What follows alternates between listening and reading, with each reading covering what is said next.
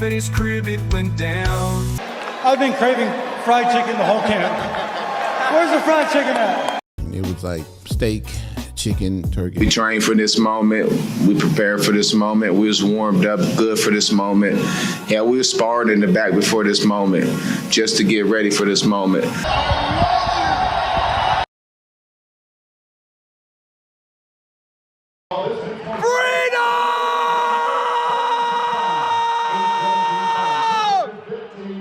Episode 197, boys. Let's go UFC 310. There's 2 cards left to go before the new year eclipses us, meat boy. Last week, or 2 weeks ago rather, was UFC Macau. And, before we quickly recap, if you're in a rush, head straight to the comments. Timestamps will be there for UFC 310 breakdowns. But UFC Macau, meat boy, 2 weeks ago, Carlos Ulberg, easy light work, Meatlock, second in a row. What did you make of the Black Jag? And were you impressed with his dominant, unanimous decision over a guy as high level as Volkan Oezdemir? I was very impressed and not surprised. Yeah, he's an amazing fighter. Volkan Oezdemir is a true levels test, so he passed with flying colors, and it was pretty dominant from beginning to end, and it was a beautiful lock. Yeah, beautiful lock. The Meatlock streak continues. We'll go for the 3rd in a row, and a couple other interesting ones from last week, 2 weeks ago. Xingming Yang, we called that one under 3 minutes, was what I asked you. I said, does this fight have 3 minutes or under written all over it? You said absolutely. It didn't even go 2.5. So Ozzy Sleepez got absolutely smoked. Wang Kong, though, minus 800 favorite. We both picked her. Most in the prediction sphere did. What'd you make of Wang Kong getting smoked by Gabriela Fernandez? And is Wang Kong just a hype beast, or do you think she'll be back? Yeah, no, that was it was a surprising one to to see somebody that, thinks of the Joker, they paint their face with the Joker, and then they get absolutely demolished and fumble the bag. It just like there's definitely a pattern here. I mean, how many times have we seen these hype train girls minus 800? It's like this is their second or first fight, and they always lose, like really bad. This just seemed like one of those. But yeah, I mean, hats off to Gabby. That's a great win. For clearly everyone thinks that, Wang is high level. So how good is Gabby is the question, I guess. Yeah, I guess so. How good is Gabby, or how bad is Wang Kong? We shall see in 2025, I suppose. But lastly, Baby Shark lost. I thought she'd be more competitive. She got smoked through all over that one. Yan Zhaonan got it done. And then quickly, meat boy, and I don't want to dwell on it, but was it Figgy's? Are we writing Figgy's obituary? I mean, Peter Yan absolutely smoked him start to finish. I don't want to say it was non-competitive, but it was a body sesh. Peter Yan reminded definitely us and a lot of others that he still has it. He's not quite Dunzo Balunzo like maybe we suggested. Is Figgy, though? Yeah, it definitely builds the question where it's like, should Figgy go back to 125? Is this just too big for him? Because you could see Peter Yan does not look big usually, but he looked pretty darn big standing next to Figgy. So I just think it might be a little too much for him. It was sad to see Figgy go because I really wanted to see the Figgy versus Sugar show. That would have been absolutely hilarious. But now it seems like we won't. Yeah, I wonder what's next for Figgy for sure. Peter Yan though looked great, and if we're not getting Figgy versus Sugar Sean, maybe we get the rematch of Yan versus Sugar Sean. I think that makes a little bit of sense. But nonetheless, people swap us through. You ready to roll on the UFC 310? Yep, absolutely. Let's go with the meat. Yeah, let's hit this Meatlock then. It's a dog lock. It's a Meatlock. You see the text trying to get this 3rd one in a row, and it's the meat event. It's Kaya Sakura taking on Alexandre Pantoja, and Pantoja's trying to defend his belt, and he's fighting against this debutante Kaya Sakura, who is the 135er and a champ over in Ryzen. The dude has insane knees. He's huge. He's unafraid to just meet in the middle and throw down, and we know this is a guy who is basically already an A-list celebrity in Japan, right? This dude occupies a rare lane in Japanese MMA and is getting an immediate title shot. So you got to believe that the UFC either believes that this guy can get it done, or they for sure want him to get this one done against Pantoja, who, respect to Pantoja, I mean, this dude's on a 6-fight win streak. The solidified champ has been defending it back-to-back, and he's willing to take on this hype beast debutante and wasn't afraid when no one else would accept a fight against Kai Asakura. So we like this dog lock in Kai. Before we give our rationale as to why, what do you make of this opportunity? How do you rationalize it from the UFC's perspective? And do you think this is just an opportunity designed for Kai Asakura? Yeah, insane opportunity for Kai. I mean, I don't. This has never happened before. Basically, like this is just crazy that getting a title shot versus a very strong, champ. He's been dominating everyone in the division, which like I've even had doubt where I thought everyone he's basically fought defending his title, he's gonna lose, and he's been pulling through and kind of dominating in spectacular fashion. So to see that they're giving this guy the title shot, it's either Pantoja has wiped everybody and they just don't want to see that anymore, or they go, wow, this guy is the Sugar Sean of Asia, insane million followers on YouTube, just such a big star. He's the perfect recipe to keep the UFC, machine going. Let's get Pantoja, no money maker, out of here. Unfortunately, love Pantoja, but like, dude, he just doesn't. He's not a draw. He's not this, he's not a Brennan Moreno where he's got the whole country behind him. It's like he's good. He's sick. We like him. He's an OG, but there's nothing that's screaming money. But this guy Kai just screams money and stardom for the UFC. So it almost seems like I gotta go Pantoja, but dude, this is a no-brainer.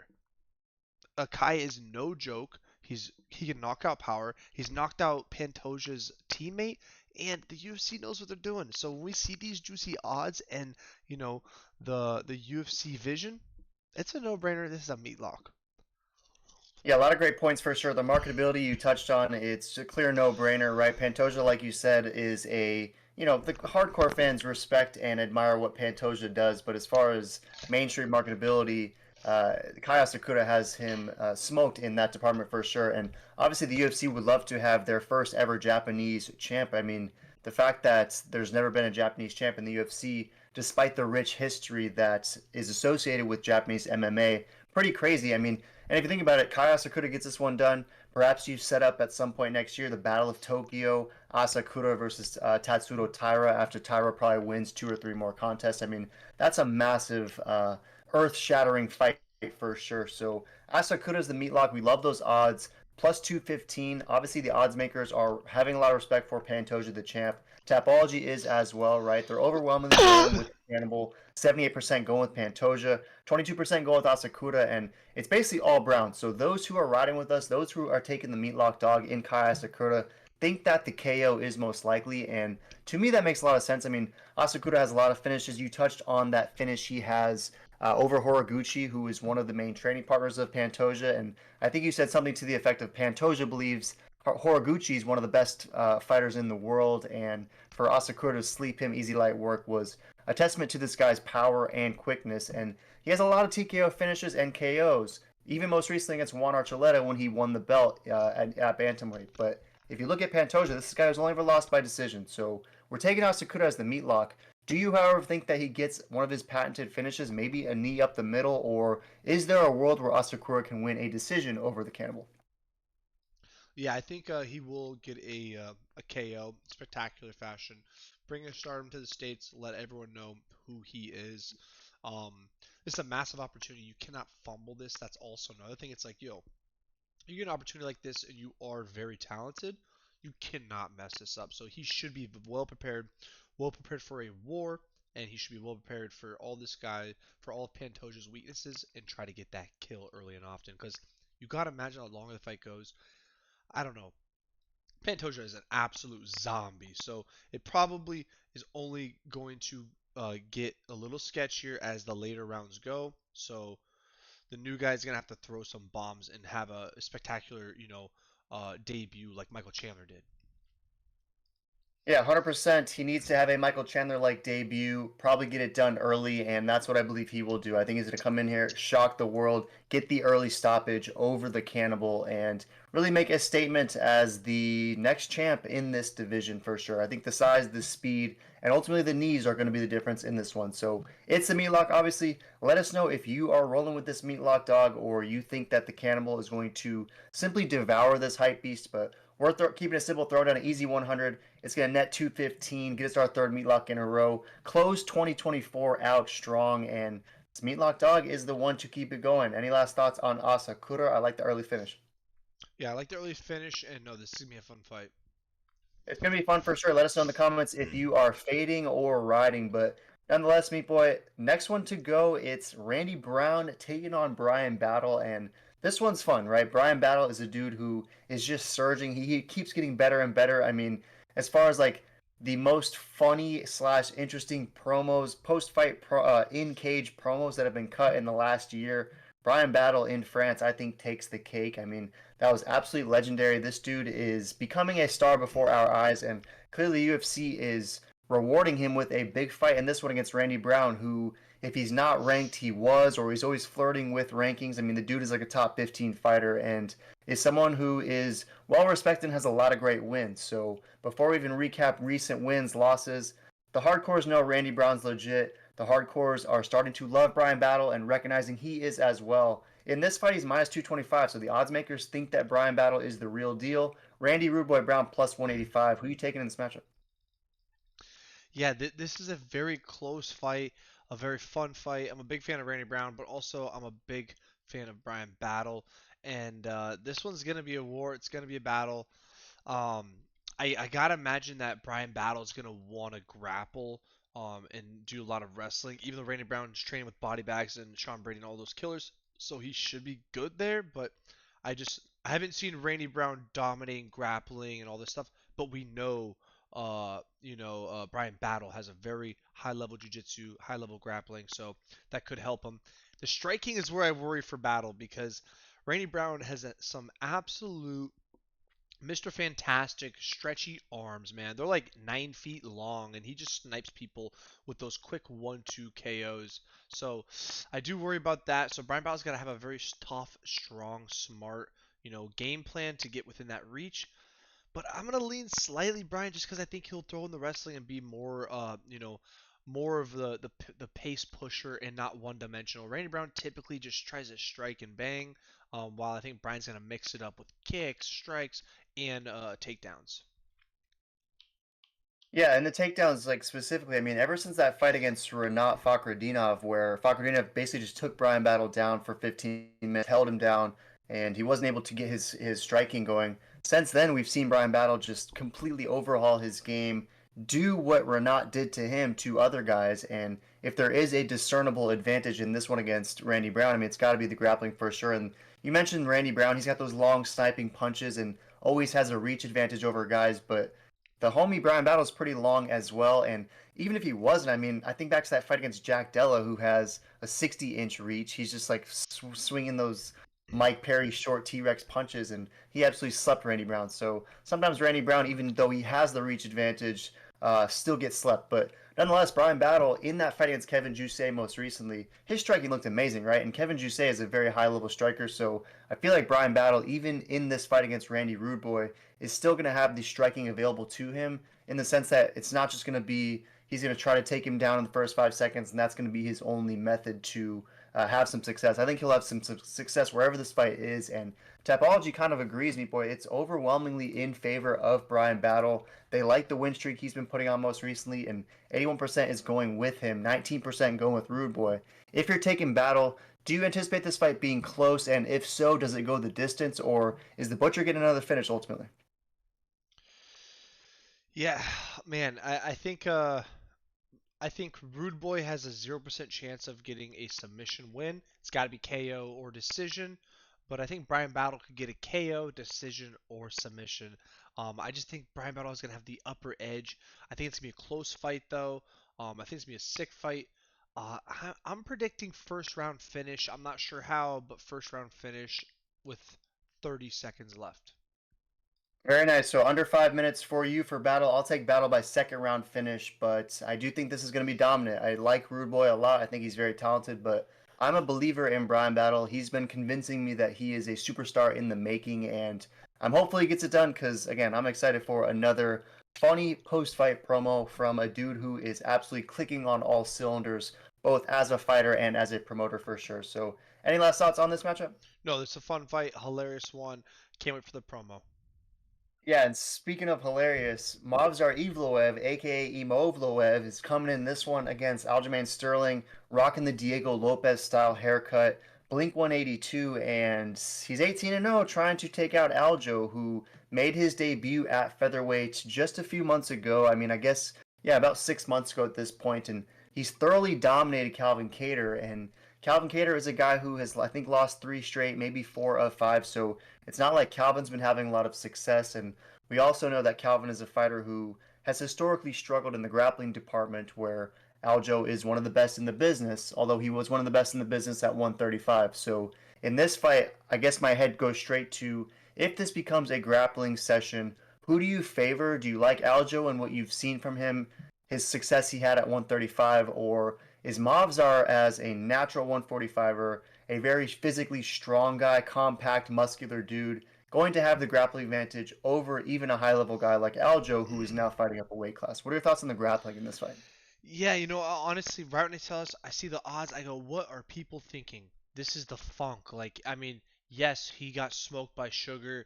Yes, he had a bad day, but like, he's one of the best in the world. He was a champion. He's easily the best at 135, top 5 guy. And I forgot that he moved up in weight. So the odds kind of make sense. It's a lot of unknown. This guy, how much stronger is he going to be? How much bigger? But I feel like he's grappled every size and every way, and him not being depleted, I think he'll be just as strong. I don't think this is going to be like a Figgy Peter Yan size wise. I don't know. I'm very curious to see though. I'm excited for like the weigh-ins. We'll get a better, sense of it. But I think this will be a lot closer than what everyone thinks. And I'm really curious if they're grappling, if they nullify, like, are they really gonna strike? Because like this is gonna be hilarious. I've never seen either one of these guys just strike and make it look beautiful. So it's gonna be a good one. It's either be super lame and Mobzar is just way too strong, Aljo, because Aljo's the champ. Like I don't know, that's how I kind of see it. But I'm gonna lean Aljo on this one, but I'm not confident at all. I gotta see them side by side because if if Evil is so much bigger, it's like, oh no, we know what's gonna happen. He's gonna Islam, like what Islam does. He ragdolls everybody. So we're gonna see something like that, or I think Aljo has this though. Yeah, on paper, size-wise, they're like the same size, right? They're both going to obviously coming in at 146. They're both 5'7". There's a slight reach advantage, an inch and a half for Mobstar. So physically, they're going to be similar in size. I wonder, in a theoretical fight, what Mobzar versus Merab Dvalishvili would look like, and if that's competitive, then perhaps Aljo versus Mobzar is as well, because you got to imagine all the time Aljo has spent with Merab. I can't imagine that it's just been Merab dominating Aljo for the last 5 years in every single practice they have. I mean, gotta imagine there's a high level of competitiveness between those two guys, so perhaps that could prepare him for a guy as tough, as strong as Mavzar. But it's an interesting fight for me. You mentioned the odds. I was struck by them as well. Around plus 200 is what you're getting for the Funkmaster. Minus 245-ish is Mavzar Evloev. Imovloev, I think, is even minus 265 right now. But Tapology is seeing it for Imovloev. 65% is taking him. 35% going with Aljo. It's basically all beige on both sides. So Tapology thinks for sure this fight is going the distance. Any chance either of these guys picks up a finish? I, I would be very surprised if they do. If there's a finish, maybe the Funk gets a back strap like he did to Corey Sandhagen. But the fact that Diego Lopez didn't get it versus Mobzar and Mobzar kind of survived, I just don't know. I got to imagine that Mobzar has gotten so much better at jiu-jitsu defending than he was versus Diego Lopez, because that one was very sketchy. It was almost like he didn't know what to do, because if he has not leveled up his jiu-jitsu, the Funk is going to submit him so quick, because the Funk is no joke in the grappling department from wrestling and jiu-jitsu side. So I think this is going to be a decision on both ends on whoever wins. Maybe the Funk gets a submission for the upset. I'm not going to hold my breath on it though. Yeah, I feel that. I would love for Aljo to get a backpack and then boa constrict style rear naked choke on Imovloev and choke that haircut straight off his head. But in this one, boy, I don't love the odds. Obviously, minus 265 against a very tough guy like Aljo screams like a trap to me. But for me, boy, I'm going to take Imovloev. He's slowly becoming one of my least favorite fighters for some reason. Not even sure if I could articulate why, but I think he probably finds a way to get this one done over Aljo just because that fight against Diego Lopez. I think Diego Lopez is such a high level guy, and the fact that he did get that one done, although it was his debut and there were some dangerous moments, he still got that win, and Diego Lopez is no joke. So I'm going to take Imovlev probably by snoozer decision. Maybe this fight is competitive though, and I'll be rooting for Aljo because Aljo's way funnier. I think Aljo's way cooler, and hope Imovlev gets smoked in this one. But I'll take him for Meat Boy's sake. Any last thoughts on this one? No, it should be a fun fight, funny fight nonetheless. Yeah, I hope so. Anthony Smith is next. It's Lionheart versus JV Baseball Dominic Reyes, who he was dead to rights, right? Dominic Reyes lost 4 straight. The UFC finally gave him a 5th straight opportunity. Perhaps it was the last fight on his deal or something, but he came through in Kentucky and gets a first round finish over Dustin Jacoby in a fight we definitely thought Jacoby would get done. I mean, not sure anyone picked Dominic Reyes, given the fact that he had lost 4 straight, got finished in 3 of them, and the most recent one was the quickest. It was 80 seconds, got slept by Ryan Superman Spann, and really just not a great sight from JV Baseball. But the dude straightened out a lot of things in his life. I think he got married, suddenly found this renewed focus, and came through at the KFC Center in Louisville and absolutely slept Dustin Jacoby, saved his career, and the odds makers are not convinced. They think that Dominic Reyes is back. He's a sizable favorite in this one. They remember the 12-0 Dominic Reyes, the pre-John Jones, even the post-John Jones. Most people thought that Dominic won that fight. They remember that version and think he's back, but he's taking on Lionheart, who is the quintessential levels test. Everyone loves to fade Lionheart.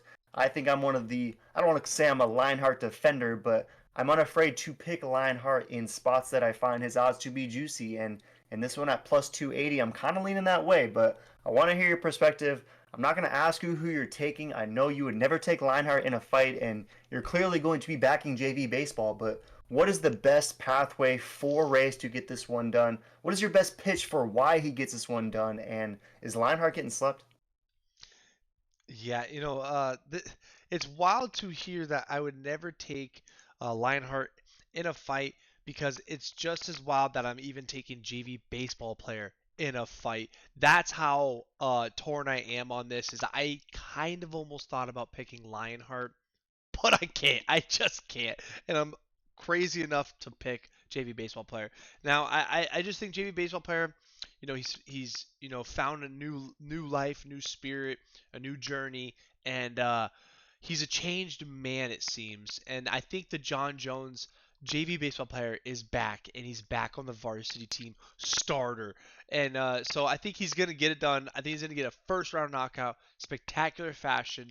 And I think his ego's going to go through the roof, and I think he's going to go on a tear like Johnny Walker did, but I think he'll actually get back to the title shot in the next 5 years.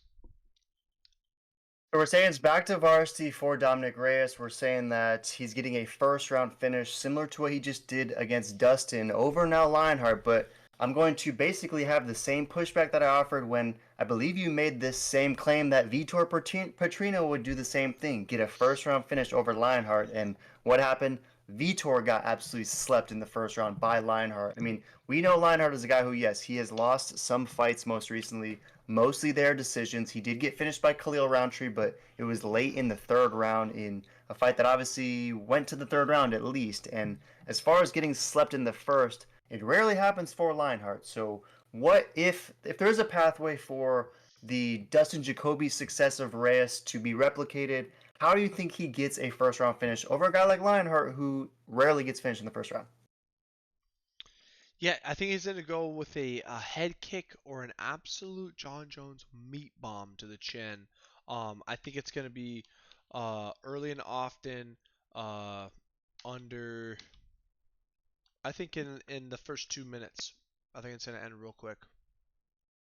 I somewhat agree with you in the sense that this fight is over in 2 minutes, but it's via a Lionheart submission, similar to how Vitor Petrino went out like an absolute hype beast. I'm not saying for sure it's going to be a first round finish for Lionheart, but I got to take my boy Anthony Smith in this one. This guy loves to alternate wins and losses. He just lost to Roman Dolidze, went the distance. He didn't look great in it, but the fight before that was the Vitor one when he looked great. This guy loves to alternate wins and losses, so I'm going to take Lionheart. I think ultimately he gets a 2nd or 3rd round submission in a fight where JV Baseball is unable to finish him early, and As a result, Lionheart finds a way to survive and ultimately implement his ground game, his black belt, his way of getting fights done on the ground over the homie JV baseball. I don't think it's a varsity promotion at all, and I think the yips are coming back for Dominic Reyes. I'm not a believer that he is back to his winning ways for good. Am I tripping? No, I don't think you're tripping, but I'm definitely skipping that one. I gotta go JV baseball, and I just like the age. I like the new wave. Like Anthony Lionheart Smith, he's not on this new journey of, oh yeah, I could maybe win again. It's like he's there to have a paycheck and keep his job at the front desk. He's a pencil pusher, and now JV baseball player, he's still on the team.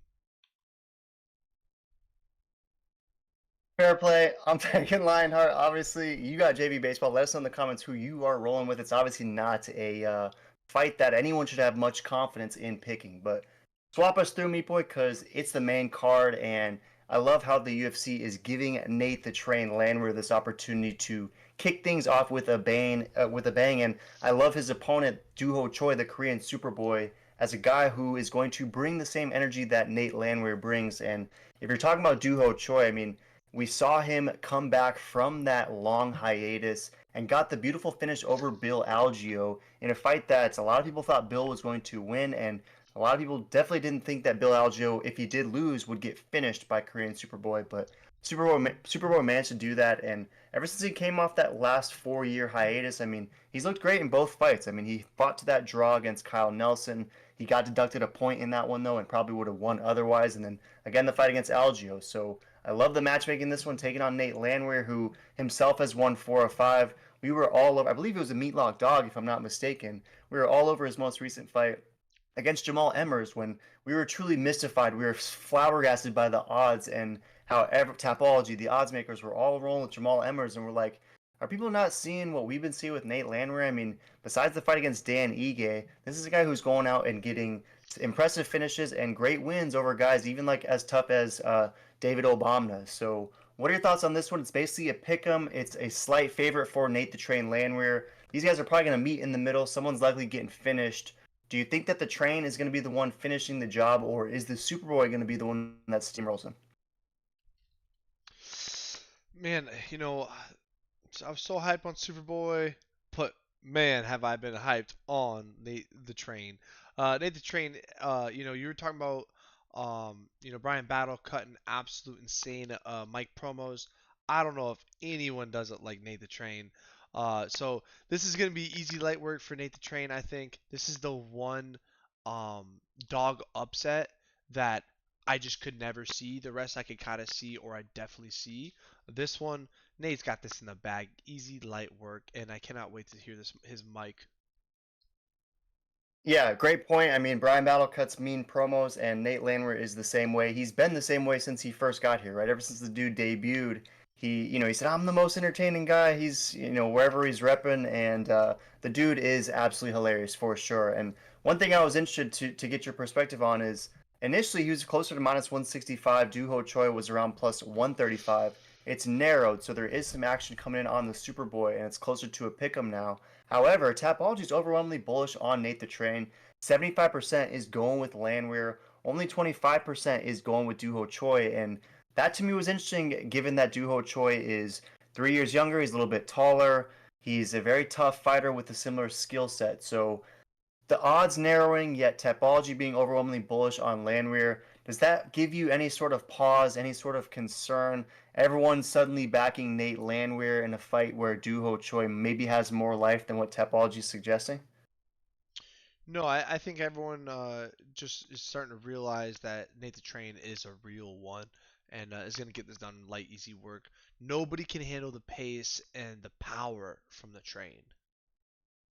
Yeah, I hope so. I hope that you are right, because obviously Nate Landwehr, one of both of our favorite fighters, and we rep Superboy too. I mean, Superboy is a great fighter. He did have that 3-fight skid, but again, post-military service, the dude has been absolutely on one. So this one to me is very close. I actually think this fight might go the distance and could be like an all-time war. I mean, similar to that Doo-Ho Choi versus Cub Swanson fight that I think got like fight of the year. If we get anything close to that, then it's going to be a beautiful night of fights and a hell of a way to kick off the main card. So I'm gonna go Nate Landwehr. I'm gonna clinch the decision though. I think this fight could be close. Maybe it's even a split decision. And in the end, if you're getting Nate Landwehr plus 500 or so decision, I think that does have some life against a guy as tough as Doo Ho Choi. So maybe some judging favor will need to be on the side to get that done. But Nate Landwehr by decision is my call. Are you going Nate by finish? Yeah, I'm gonna go Nate by finished first round. Let us know in the comments if we're sleeping on the Superboy. I think this fight is closer than what the odds could suggest, and maybe it's a true pick 'em by fight night. But nonetheless, we both have Landwehr. Swap us through though, Meat Boy, because another fun one. It's a battle of the flat earthers. It's Bryce Mitchell taking on Crone Gracie, who is making his return. It's been over a year and a half since we've seen Crone, and prior to that, it had been 4 years. Although there was not a mandatory military service for Crone Gracie, and instead was a different reason for the 4 year hiatus. You'll have to let us know in the comments what that reason was. But when Crone Gracie did come back, it was against Charles Jourdain. He looked truly awful, right? I mean, it was a very bad performance for Crone. It was non-competitive start to finish. Charles Jourdain seemingly wasn't even trying. It was still somehow dominating in that fight, and it was pretty discouraging of a return for Crone Gracie, and didn't give you a lot of motivation to assume he was training diligently for the last 4 years and refining his skill set throughout that hiatus. So he's taking on Bryce Mitchell in this one, and again, it's been about 18 months since that Charles Jourdain fight. So where has he been? Has he been getting better, or is he just back to chilling again on the ranch? It's going to be interesting to see, but one counterpoint is Bryce Mitchell. Last time we saw him, just got absolutely slept, right? Josh Emmett essentially made him believe that the earth could in fact be round when he slept him in under 2 minutes. So what are your thoughts on this one? Bryce Mitchell's about minus 850 despite coming off of a recent fight where he got absolutely put out cold. Is it the fact that the odds makers know Crone Gracie could probably never finish someone by strikes to where they aren't even concerned with the fact that Bryce Mitchell just took that concussive blow? Is that how you rationalize the minus 850 odds? And if you're taking Bryce Mitchell in this one, is he picking up a finish? Yeah, I think man, this is what's interesting is Kron. I mean, we haven't seen him do anything significant on the ground in a long time, but if it's the Kron that we all kind of, was told and kind of, they told us how he was, he should be do very well on the ground if it hits the ground, and that's Bryce's bread and butter. So this has to be a stand-up fight. The question is, does Kron really have better striking than Bryce Mitchell, or does Bryce Mitchell really have better? Like, I don't know. This is gonna be very fascinating. I think it might be closer than we think because Kron has zero wrestling ability. That's number one. Bryce, I don't know if Bryce is confident enough to try to take him to the ground. I think he could hang with him and even submit Kron, but I think the boogeyman of it's a Gracie. You have that in the back of your head like I don't know what he knows, and he's a Gracie. He probably gonna submit me. So I could see where Mitchell's a little more hesitant. I hope he's not. I hope he wrestles and dominates in ground and pound TKOs. But I could see this just being a stand-up fight, probably a really funny fight. Battle of the Flat Earthers, like you just can't write a better script than this, and it's gonna be one of those Flat Earther vibe fights where it's just like, what are we watching, boys? But I'm ready for it. I'm excited. I know what it's gonna be, but I'm gonna laugh at all the comments and memes from it because people are gonna be very upset on how lame the fight is. Yeah, great points. And regardless of the outcome, whoever wins, there's going to be memes for sure. And I think we do see a lot of stand up in this fight. And you asked the question, does Kron Gracie potentially have better stand up than Bryce Mitchell? I think there's zero chance of that. And that's not even to say that Bryce Mitchell is this wizard on the feet, but as far as being more competent than Kron Gracie, absolutely 100%. And I mean, we've seen some solid striking from Bryce Mitchell. This is a guy who mixes it up well, and his only losses are to Topuria, the champ, and Josh Emmett, who's the hardest hitter in the division besides Jeremy Stevens. So Bryce Mitchell, I think this is a setup opportunity for him to get back on track. A big name, a Gracie, and I think this is just a contract fulfilling final opportunity for Crone Gracie, who at one point, I mean, this dude did have a lot of hype, right? He was 5-0, picked up that beautiful performance of the night finish over Caceres. We were there, performance of the night finish on the Ngannou versus Velasquez card out in Arizona, and it was the peak of Crone Gracie, and ever since then, it's been basically downhill, but he's only fought twice, so it's very tough to really assess what you're getting from Crone, but I have zero optimism. Obviously, don't love minus 800 Bryce Mitchell, but You mentioned a possible TKO. I think that's going to be the best pathway, whether it's on the feet or it's a ground and pound type opportunity. I think Bryce Mitchell picks up a finish in this one, maybe even a submission. I mean, if he is able to just brutalize him with some strikes, Chrome Gracie turns over, gives up his back. I mean, I don't think it's the craziest thing ever to see Bryce Mitchell submitting Chrome Gracie. So the odds for that could be juicy. I'm going to go Thug Nasty by finish. Tapology overwhelmingly is taking Bryce Mitchell. Beige is the call, though. They think decision is most likely. 5% is taking Gracie. It's all copper for the sub, so they think a yellow submission is Gracie's only pathway. I tend to think that's true as well, but I don't know if that is even a pathway at all. So Bryce Mitchell by finish is what I'm going. Are you going finish or decision? I'm gonna go a measly decision, just boring, lame. But I really hope Bryce takes him down and TKOs him because I think he could do that in the first round. But yeah, I got Bryce winning by decision.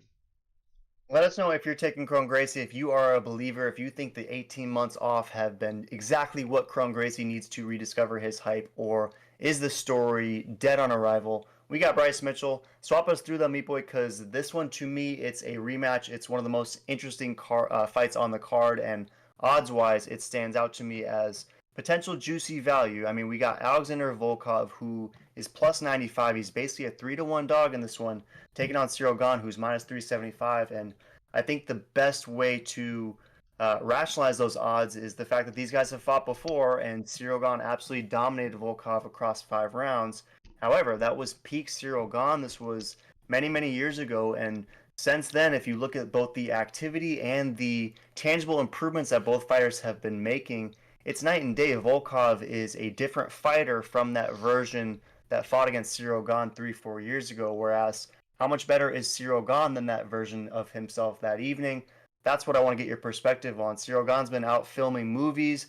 Volkov's been out fighting in main events and getting finishes over tough guys as a dog in a couple different opportunities. So in this one, it's a rematch. Is it going to be the exact same outcome where Cyril Gahn has a better version of that stand-up game, or is Volkov going to find a way to mix it up, use some grappling, and perhaps do to Cyril in this rematch what John Jones did to him about a year ago? Yeah, it's gonna be interesting. To me, I'm like, why are they making this fight? We already saw what happened the first time, but like what you said, Ciro, he's not at his peak like he was when they fought the first time, and you could argue Volk is peaking right now. So if there's any moment where Volk gets the upset, it is right now when Ciro is not at his peak and kind of on a downtrend on his momentum. Um, but I just got to imagine that um, Siragon knows what he's coming with. You know, Siragon is already prepared. He's seen him once. He's gonna do the same thing as he did before. I think Siragon has more ways to beat Volkov than Volkov has to beat Siragon. I think Siragon could out grapple him, submit him, or knock him out, or just go the decision. I think Volk can only decision and maybe knock out. I just don't see a Volk submission anytime soon. That's for sure. So I think if it goes the distance, it's anyone's fight. But I think Ciro's gonna get a finish this time and just really show that he is the better fighter. But it's like I'm still like, why are they even putting this on? It's a cool fight. I'm excited, but it could be the momentum, could be the timing. But then I go, oh yeah, forgot. They have Aspinall and John Jones are working with. Who knows when we'll see a next heavyweight title fight? It could be in a month. It could be in 10 years. I'm not going to hold my breath. So the show must go on. So they're having these two fight. Because Cyril Gane arguably should be fighting like Aspinall for the interim belt. But they got to figure that out and get that done with because it's getting a little weird in that division. Yeah, I was going to say the winner of this fight probably ends up fighting Aspinall, who might be forced to defend his interim belt again. I mean, that's kind of just a crazy sentence, but wouldn't be the craziest thing to see him have to do it again if John Jones is reluctant to take that opportunity, at least in the next 6 months or so. But it's a fight that, to me, is interesting. I mean, you asked, like, why are they making this? These are the two next guys, right? I mean, if we're looking for a next challenger, a backup, so to speak, then perhaps it's got to be Gahn or Volkov. And I'm going to push back on one thing you said, Meepo. You said you see a world where Cyril Gahn out grapples Volkov, which you pick JV baseball, and I still believe that that's the craziest thing you've said all night because I don't see any world where Cyril Gahn outgrapples anyone, let alone Alexander Volkov, who is very well rounded and has been grappling dudes a little bit recently. I mean, I think to that fight against Romanov where he absolutely brutalized him with strikes and then got the finish on the ground. And he's won four straight, a lot of finishes. The only losses were to Tom Aspinall when just obviously Tom Aspinall smoked Volkov, and then that fight against Cyril Gahn where Cyril Gahn just on the feet was able to nullify the striking that Volkov was offering. But I think if we're talking grappling, then it's Volkov doing to Cyril what John did. However, a counter to that would be Cyril Gahn looked very good against Sergey Spivak most recently, and we both thought that Spivak had a lot of life in that fight, and Spivak is a dude with very powerful grappling. So the fact that Cyril Gahn was able to showcase very strong hips and takedown defense in that fight suggests he has noticeably improved in the grappling department, but I still think he's going to be at a disadvantage in that department against a guy like Volkov. But nonetheless, Tapology, it's very interesting. Again, 3-1 favorite is Cyril Gahn. 62% is taking him on Tapology. Only 38% is going with Volkov. Basically, beige on both sides. They like this fight to go the distance. Officially, are you going to go Gahn by decision, or does he get a YOLO finish in this one? I think he will get a YOLO finish. I think it'll be the first or second round, early and often. And I don't know. I just see him pulling through. He's got a lot of room to catch up on, and I think he does want that title fight to go versus Aspinall because that's a fight that should have already happened and it just hasn't. So I hope he wins, and I hope that we see him versus Tom Aspinall next because that'd be very interesting to see. Yeah, and you got to imagine the UFC would love for Cyril Gahn to get this one done. I mean, they already saw Volkov versus Aspinall again, and even if Volkov improves tenfold, it's still difficult to imagine a world where he ever eclipses Tom Aspinall's skill set. But Cyril Gahn still has that YOLO factor, right? I mean, his only loss is John Jones, and that's the GOAT that we're talking. I mean, besides Francis, and it's John Jones that we're talking. So Cyril versus Tom does sound like a lot of fun, and it's probably what the UFC is rooting for. But I'm taking Volkov as a spoiler in this one, meat boy. I just like what he's been doing. I feel like this dude is especially well rounded. He's strong, he's long, he's mean, and I think he actually believes in his skill sets. This is a guy to me who his greatest barrier was his own confidence, and I think this is a confident fighter who finally believes this is his opportunity to get a title shot and maybe even a title, but it's going to be a tough one against Cyril Gahn. I just like the odds, and ultimately I'm going to go Volkov. Third round finish officially. I think that Cyril Gahn Bonga Min is getting slept in this one. So you're taking Cyril Gahn. I got Volkov. Any last thoughts on that one? No, it's a fun fight, great fight. Excited for it. This card is low key so stacked. So super pumped for this weekend.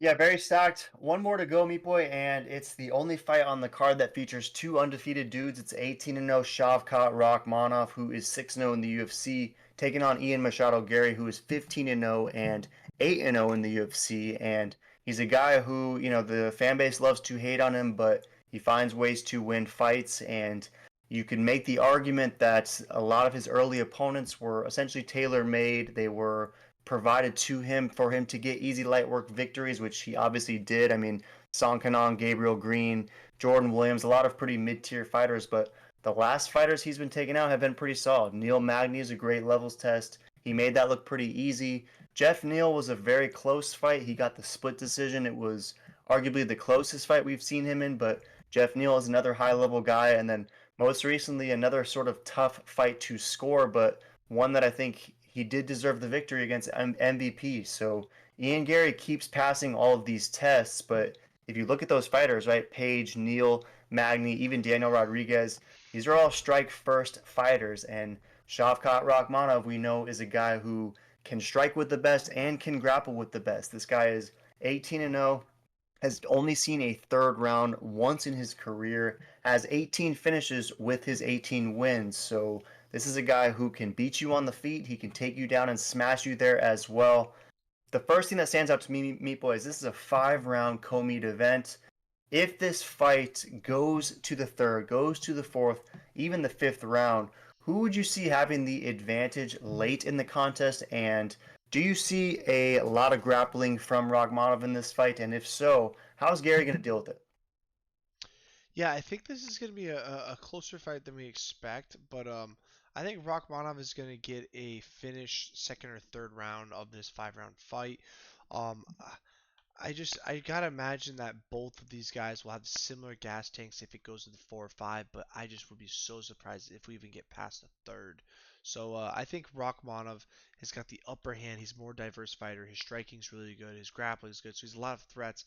While Ian Gary, his striking is just like it's very solid. Like he's been beating up a lot of old dudes that are very good, but now he's fighting someone that's more in their prime, lots of hype. So this is a great one. He still has a puncher's chance. He can knock him out with a nice, beautiful 1-2 or something or a counter. But I just think Rachmanov is the more complete, better fighter, and I think he's going to put a pace that Ian is not ready for. And I, I, I gotta imagine that he's gonna ragdoll Ian to the ground with his wrestling. Like Ian's wrestling just isn't this. His wrestling defense isn't this amazing wrestling defense. It basically has not been tested at all, and the few times it has, he's been taken down. And they're not even versus wrestlers. So this is gonna be an interesting fight. I gotta take Rachmanov for the win though. Yeah, I don't blame you. And at minus 350, Tapology's overwhelmingly rolling with the Kazakh fighter as well. 88% is going with Shavkat. Majority think it's copper submission, so they think that the grappling will be the best pathway for Shavkat. 12% is taking Machado Gary, and it's basically all base, so they think that maybe Gary survives those first 3 rounds somehow, and ultimately those last 2 rounds as the more strategic, less energy intensive point fighter that Ian Gary is, maybe he has the advantage in those later moments. But I'm with you all the way. I like Rachmanov in this one. What do you make of the fact that these dudes have trained before, and Shavkat says that he tapped out Ian Gary? Ian Gary seemingly confirmed that in the media today. Do you make anything of that? Are people taking that into account, and should they, or is that actually a big deal and suggests what Saturday is going to look like? I think it's one of those things, kind of like Usman and Masvidal, like they've trained together. It's like they know who's gonna win. Like we knew who was gonna win. When they've trained so much together, you pretty much know who's gonna win. But a fight is totally different than practice. Sometimes you have those practice legends where in all sports we're like, holy crap, this is the best player I've ever seen. But in the game, they can't even do a basic uh, move that a first day player could do. So you just never know on who's the practice top G or who's the real performer. But both these guys, they've been proven to perform outside, so I don't think it's gonna be there. I think it's Ian Gary's, sniffing his own tooties where he just knows he's about to get ragdolled, but he's got to gas himself up. Um, and it wouldn't surprise me if Rachmanov actually strikes with him and beats him at that. It would not surprise me at all. But I just think it's a clear victory path that okay, Rachmanov takes him down, submits him, easy light work. Yeah, I agree. I'm taking Shavkat. I think that is the best pathway, and I think that's how he gets it done. But to your point, maybe he does try to make a point and tries to outstrike Ian Gary. I hope that's his plan because that would be very fun to watch. And if Shavkat does have as noticeable of an advantage on the feet as we expect him to have on the ground, then Shavkat really might be that dude. And I might even be considering Shavkat versus Hamzat as a close, interesting fight because as of right now, I view both of those guys as like the top two most scary guys, and I think Hamzat is a little bit scarier at this point. But if Rachmanov comes through and just walks through Ian Gary light work, I think that we should maybe consider him as an equally as scary guy because Ian Gary's tough. I mean, he's easy to hate on, but he's a great fighter. He's well rounded, and if Ian Gary doesn't believe he's going to get this one done, then he's doing a pretty good job of selling a different story because Ian Gary's as confident as ever. He's walking around with a smile on his face saying he's going to get this one done over Rachmanov. So you'll have to let us know in the comments if he's just trying to, if it's just a lot of cope basically, or maybe Ian Gary does actually believe he gets this one done. But I'll take Rachmanov by finish. I like him to get a probably third round submission is ultimately what I'm going to go with. But I hope we see this fight go 4, maybe even 5 rounds because we've only ever seen Shavkat get early finishes, and I want to know if you touched on the pace. I want to know if that pace is sustainable beyond 10, 12, 13 minutes. And if it's not, we'll see what this looks like. I got Shavkat by finish, though. You the same? Yeah, I got Shavkat by finish. I'm thinking within the first 3 rounds. It's going to be a high pace, high intense fight, and it should be a good one and end early. Yeah, and if it's the first 3 rounds, it's no different story than what we've seen in Shavkat's previous 18 fights for sure. So let us know if you're taking Ian Gary. Does he find a way to take out Shavkat, and is he the next title challenger, or is Shavkat that dude? A lot of great fights. It's a sleeper of a card, headlined by the doglock Kai Asakura. There's a lot of fights we could have broke down. We chose 8 ultimately. The Meatlock dog is cash, and Asakura's coming to steal the show. But are you going 8-0 this week, 7-1? How do you fare after UFC 310? I am feeling an absolute. Oof, that's tough, but 7-1. 7-1 will be impressive. There's a lot of dogs that we are riding. Some of us we're taking many of them. I'm gonna say I go 5-3 in this one. There's gonna be some volatility in this fight. There are gonna be some dogs that cash though. So let us know if you are scoping some of those and who you think is going to be the one that gets it done. We tend to think Asakura is the best opportunity, the best example. But any last thoughts, Meat Boy? No, this is a banger of a card. Smash that, me subscribe, check out all the videos.